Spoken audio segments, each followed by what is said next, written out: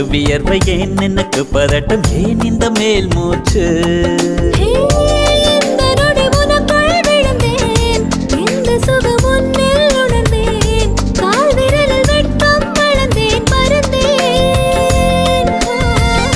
நேற்று வரை ஒழுங்காயிருந்தேன் உன்னை கண்டு கிறுக்காயலைந்தேன் ராத்திரியில் உறக்கம் தொலைத்தேன் கலைந்தேன்